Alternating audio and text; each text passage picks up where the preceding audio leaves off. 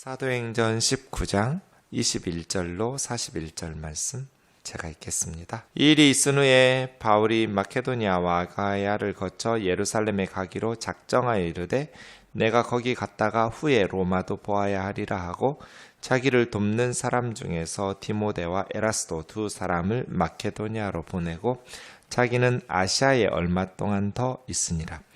그때쯤 되어 이 도로 말미암아 적지 않은 소동이 있었으니 즉 데메드리오라 하는 어떤 은장색이 은으로 아데미 신상의 모형을 만들어 직공들에게 적지 않은 벌이를 하게 하더니 그가 그 직공들과 그러한 영업하는 자들을 모아 이르되 여러분도 알거니와 우리의 풍족한 생활이 이 생업에 있는데 이 바울이 에베소뿐 아니라 거의 전 아시아를 통하여 수많은 사람을 권유하여 말하되 사람의 손으로 만든 것들은 신이 아니라 하니 이는 그대들도 보고 들은 것이라. 우리의 이 영업이 천하여질 위험이 있을 뿐 아니라 큰 여신 아테미 신전도 무시당하게 되고 온 아시아와 천하가 위하는 그 위험도 떨어질까 하노라 하더라.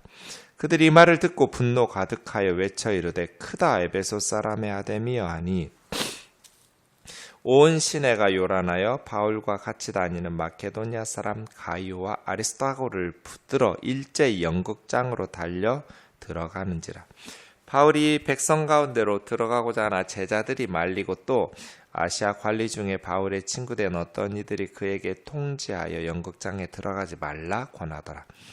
사람들이 외쳐 어떤 이들은 이런 말을 어떤 이들은 저런 말을 하니 모인 무리가 분란하여 태반이나 어찌하여 모였는지 알지 못하더라.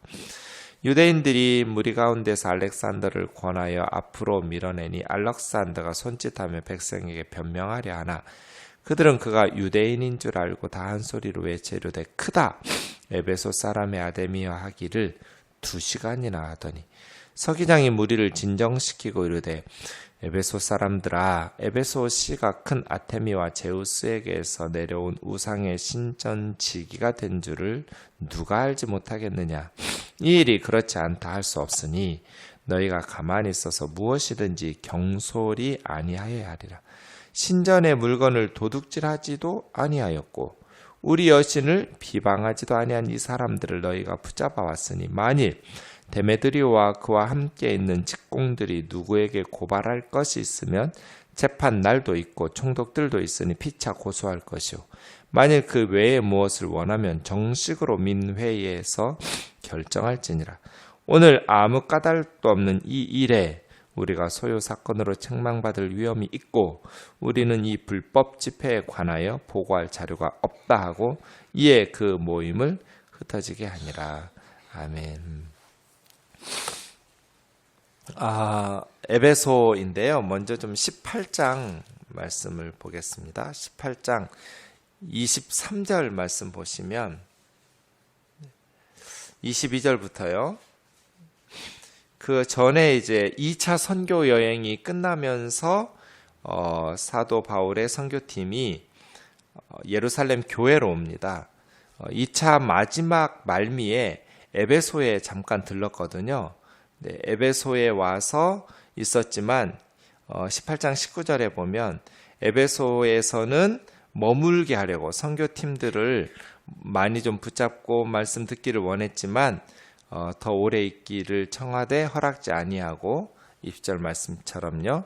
예, 그렇게 에베소에서 특별한 긴 사역을 하지 않고 바로 2차 선교 여행을 마무리를 짓습니다.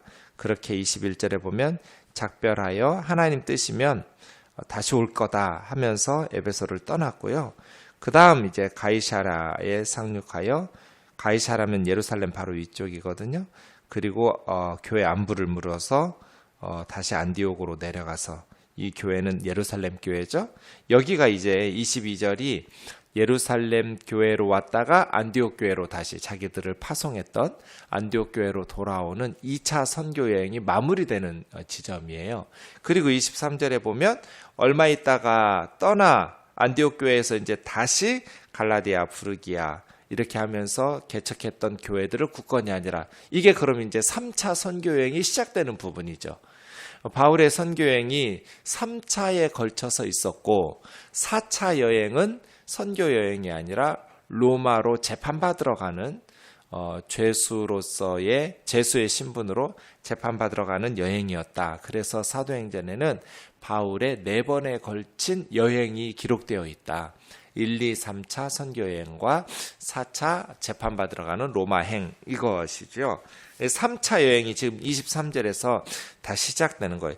2차와 3차가 맞물려 있는 거죠. 구체적인 사역 기록 중에 3차는 사도행전 기록 방식이 이런 식이에요. 처음에 기록할 때는 자세히 기록해요. 그런데 똑같은 일들이 반복되면 간략하게 기록해요. 그래서 예컨대 23절 같은 경우 얼마 있다 떠나 갈라디아, 부르기아 땅을 차례대로 다니면서 모든 제자를 굳건하게 하니라. 어떤 도시에 갔는지, 어떤 설교를 했는지, 어떤 박해들이 있었는지, 어려움들이 있었는지 긴 이야기들을 그냥 한 구절에 그냥 짧게 요약해 버리잖아요. 앞에 있었던 일이 계속 반복되는 거예요. 그런 의미로 새로운 사건이 시작될 때는 자세하게 기록되지만 앞에 있었던 사건들이 반복될 때는 짧게 축약해 버려요. 이게 이제 그러니까 뒤로 갈수록 더 짧아지겠죠. 네. 그렇게 해서 3차 선교가 시작되는데 3차 선교의 핵심은 에베소예요. 에베소 교회에서 3년 정도, 성경에서 3년 하면 특별히 만 1, 2년, 3년 이런 말이 없으면 그냥 횟수로 3년이에요. 만으로 하면 한 2년 정도, 2년 반 정도 이런 식으로 제가 생각할 때 에베소에서 한 2년 남짓 있었던 것 같아요. 만으로 하면. 그런데 이스라엘 사람들도 우리처럼 횟수로 12월부터 시작해도 몇 달 안 지나면 2년 이런 식으로 해가 바뀌면 말하듯이 그런 식의 3년이에요.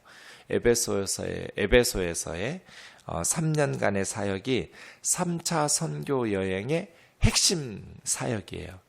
2차 때는 고린도에서 1년 6개월, 고린도가 가장 오랫동안 머물렀었던 그런 선교이었다면 3차는 에베소에서 3년. 그만큼 에베소라는 도시가 중요한 도시였던 거예요.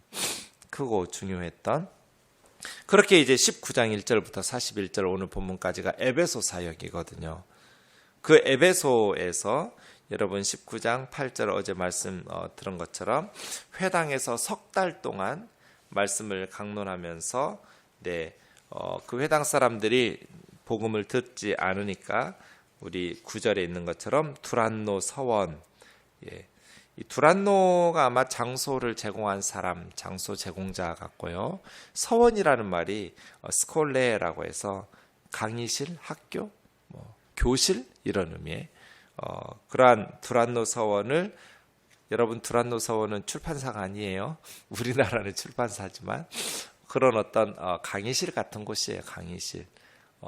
회당 사람들이 안 받아들이니까 이제 따로 두란노 서원이라는 강의실을 세워놓고 날마다 말씀을 강론하는 것이죠.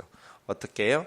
2해 동안 하면서 아시아에 사는 유대인이나 헬라인이 다 주의 말씀을 듣더라 하면서 많은 기적들이 있었고 많은 사람들이 주께로 돌아오면서 19절에 있는 것처럼 마술을 행하던 사람들, 점쟁이처럼 이 사람들이 예수님 믿고 다 그 책을 불사르니까 책값을 계산하니 은 5만이나 되더라. 은 1이 하루 임금이었다고 그래요. 5만이면 137년치 임금이에요. 이만큼 엄청난 많은 책들이 다 이렇게 불살라지고 더 이상 점치거나 이런 일들을 안 하게 되는 것이죠. 자, 21절 오늘 본문이요. 결론이 이제 은을 5만이나 될 만큼 다 그 마술 행하던 사람들이 책을 불사르고 예수님께로 돌아오면서 주의 말씀이 힘있게 흥왕하여 세력을 얻으니까 21절에 같은 이제 문제가 생긴 거예요. 마케도니아와 아가야를 거쳐 예루살렘에 가기로 작정하여 이제 에베소에서 마케도니아는 동쪽으로 유럽으로 넘어가는 거죠. 아시아는 지금 터키 지역에서 다시 마케도니아, 북쪽에 마케도니아 가면 어떤 교회 있어요? 제가 사도행전은 지도를 가지고 보라고 그랬어요. 자, 에게를 건너서 마케도니아로 가면 빌립보 교회 나오죠. 빌립보 교회에서 조금 비아 에그나티아라는 고속도로 타고 내려가면 어떤 교회 있어요? 데살로니가 교회 있죠. 그 다음이요, 베레아 교회 있죠. 거기가 마케도니아 주예요. 거기서 다시 이제 아가야로 건너오면 남쪽으로부터 쭉 내려오는 거죠. 그리스 남쪽으로. 아가야에는 아테네 교회 있죠. 그 다음 고린도 교회 있죠. 이런 식으로 마케도니아와 아가야를 거쳐 그 다음에 바울의 선교 계획은 로마도 보아야 하리라예요. 로마로 건너가서 이제 거기서 동쪽으로 오지 않고 서쪽으로 더 건너가면 그리스 옆이 로마죠.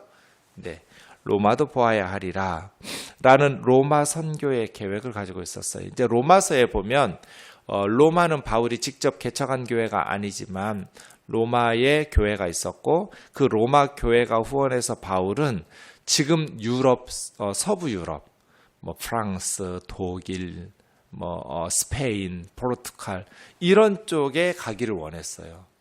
근데 거기까지 가기에는 안디옥 교회가 후원 교회가 너무 멀어요.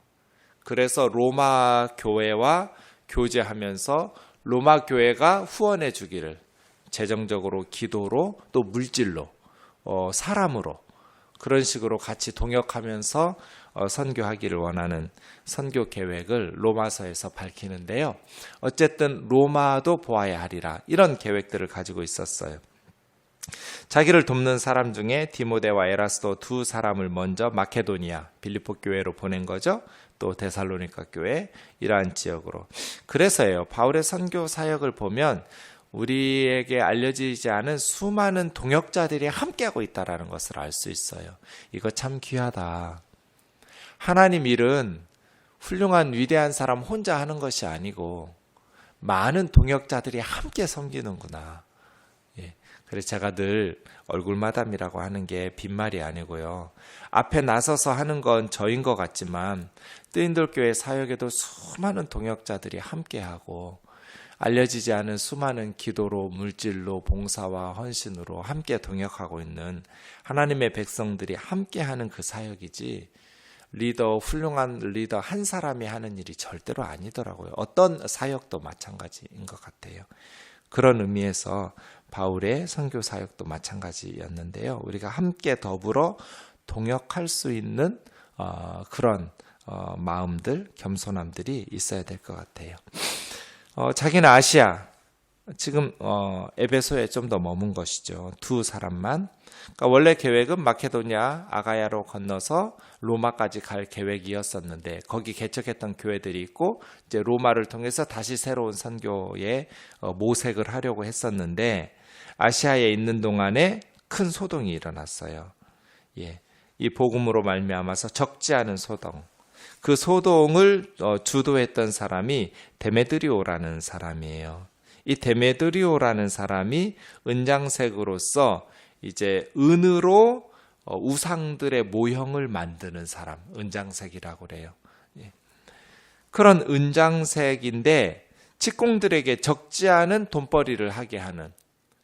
왜냐하면 신들을 만드는 게 너무나 잘 되는 사업인 거죠, 사업.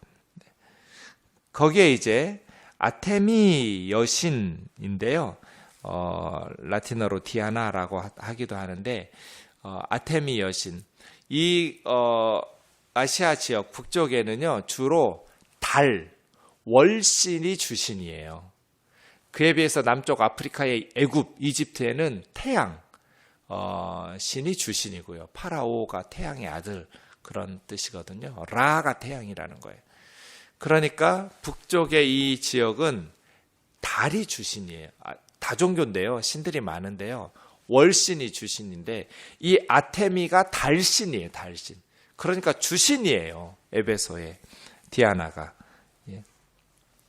그렇게 달이 인간이나 동물들의 생식을 주관한다라고 믿었어요.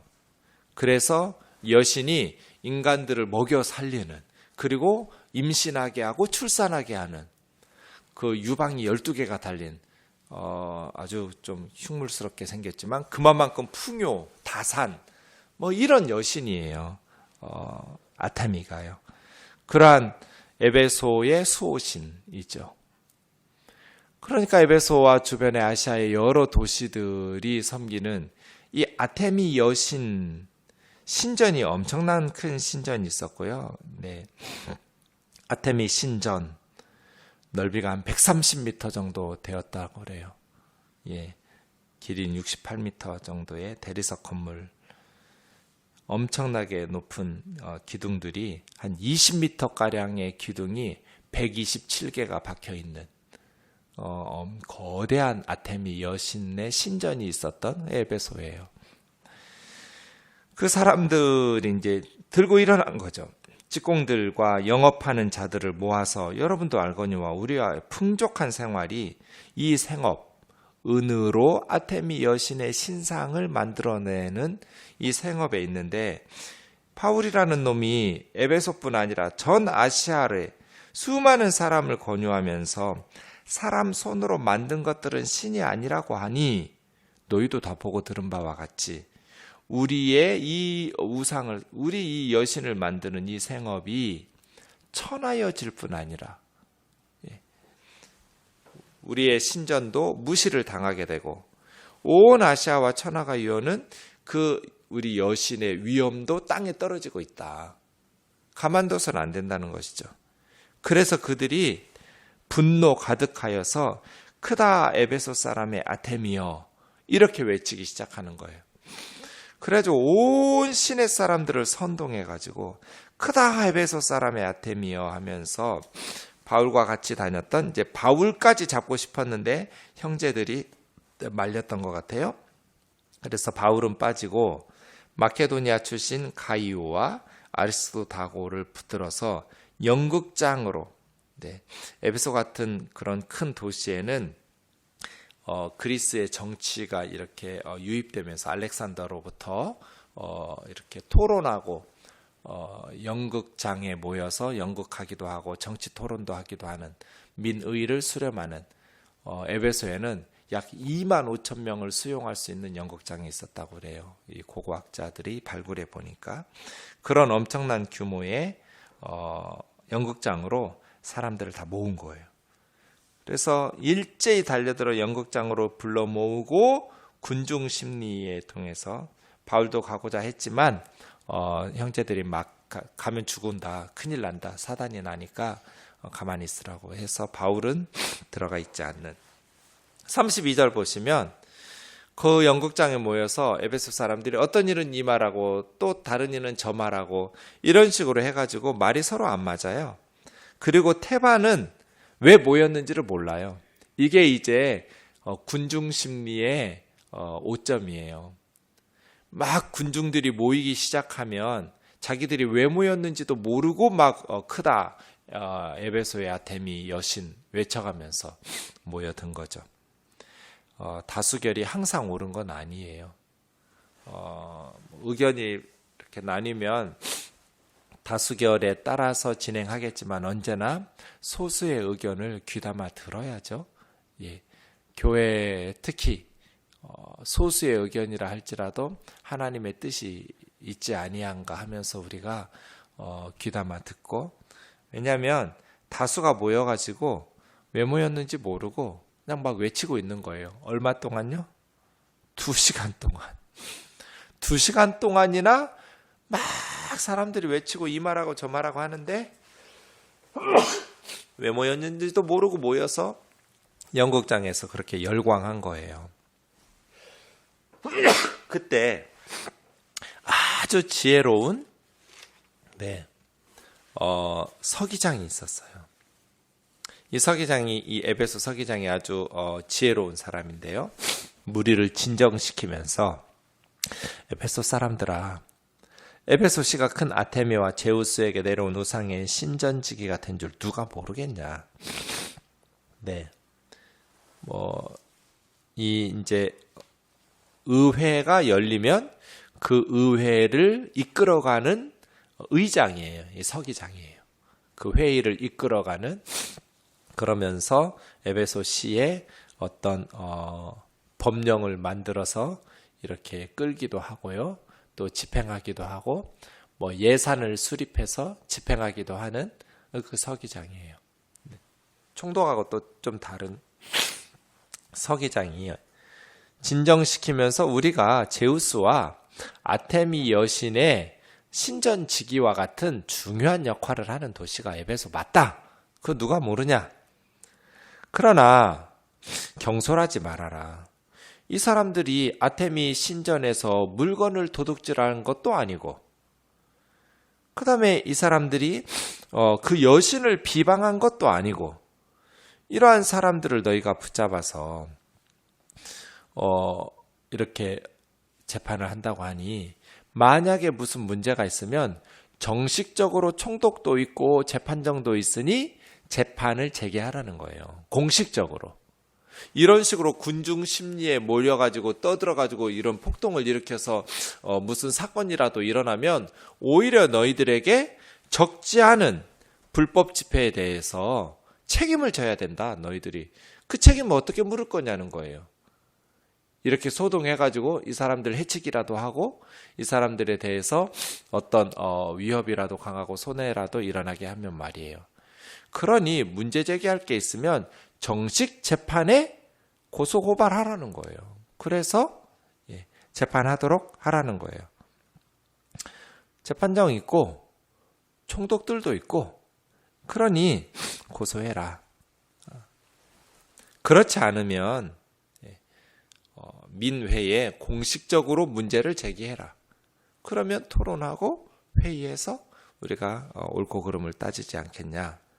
아무 까닭도 없이 이렇게 갑자기 수많은 사람들 불러 모아가지고 외치고 군중 심리로 소요 사건을 일으켜서 책망받을 일이 뭐가 있느냐.